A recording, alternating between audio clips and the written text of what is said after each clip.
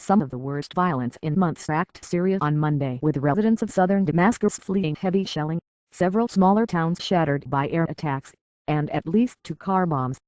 The local coordinating committees, a collection of activist organizations across Syria, said the daily toll reached at least 159, including 72 killed in Idlib, and 47 in Damascus and its suburbs.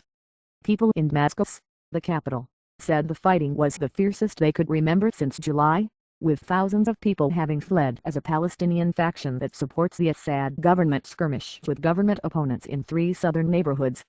"It's a real war," said an activist reached in southern Damascus via Skype, who used only one name, Eamon, for her safety.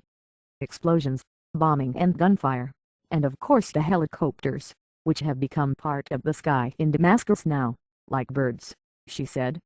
The fighting, escalating over 3 days, ignited the quarters of Yarmouk and Tadamot, both heavily Palestinian, as well as Hayyar al-Aswam, a center of resistance to the government. Syria took in large numbers of Palestinians who fled their homes at the founding of Israel, and they and their descendants numbered about 450,000 now. Many have sided with those leading the uprising, but the Popular Front for the Liberation of Palestine General Command, a faction with a prominent role in the neighborhoods, still supports the government. Much of the fighting involved Popular Front units, backed by government artillery. Rounds fired from the military airfield in Mez slammed into the area, activists said. Yarmouk, founded as a Palestinian refugee camp in 1957, gradually became a residential district barely distinguishable from the rest of Greater Damascus. The Facebook page focused on camp news published a statement from the Popular Front group saying it had thwarted an infiltration by government opponents. When the terrorists failed to enter, they fired mortars, killing a large number of martyrs and wounding a lot of people, the statement said. Civilians have been fleeing in droves. Small artillery hit the minibus carrying people trying to escape from Yarmouk, killing 5 of them. Each side blamed the other for that strike. Displaced families have started camping in back gardens or schoolyards, Eamon said. The car bomb exploded in mid-86, the Damascus neighborhood on the slopes below the official palace that houses the offices of President Bashar al-Assad. The area is heavily populated by families linked to the security forces, which Mr. Assad's Alawite minority dominates. Pictures posted on Facebook showed a large black column of smoke rising from the area. The Free Syrian Army claimed responsibility for that attack, saying in a statement that it targeted military officers and members of the armed militias who fight for the government. The bomb, a booby-trapped car, exploded in Bride Square, killing at least 11 people and wounding more than 30, some of them critically, said the Syrian Observatory for Human Rights, which tracks the conflict from abroad. The official news agency, SANA, also put the death toll at 11 but said that at least 56 were injured.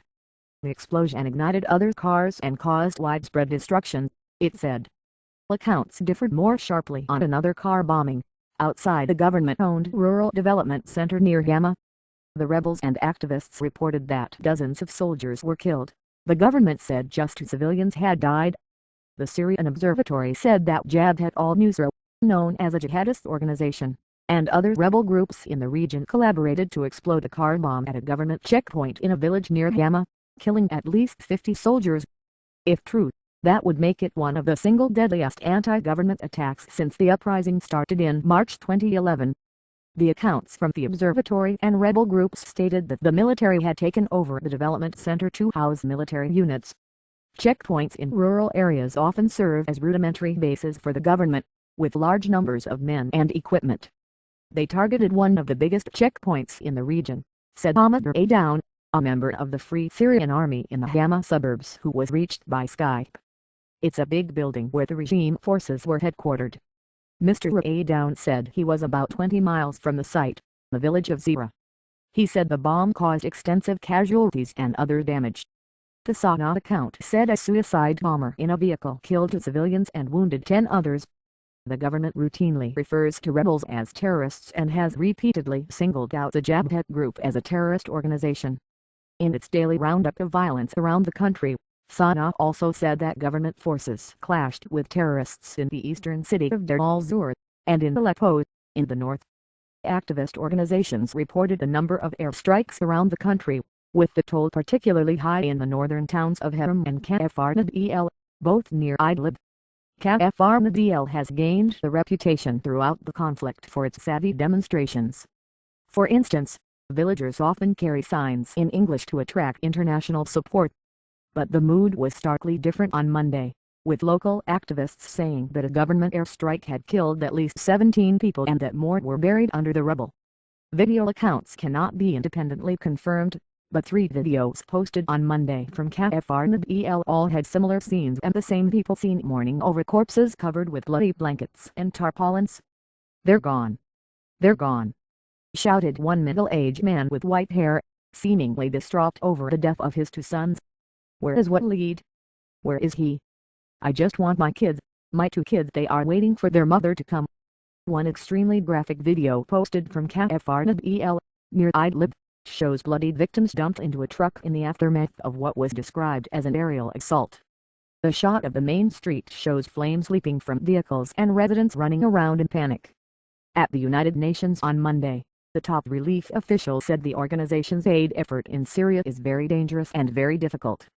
The official, John Jing, Director of Operations of the Office for the Coordination of Humanitarian Affairs, told reporters that the United Nations was supplying 1.5 million people in Syria with food and that nearly half was being delivered into areas of conflict, but there are areas beyond our reach, particularly areas under opposition control for quite a long time.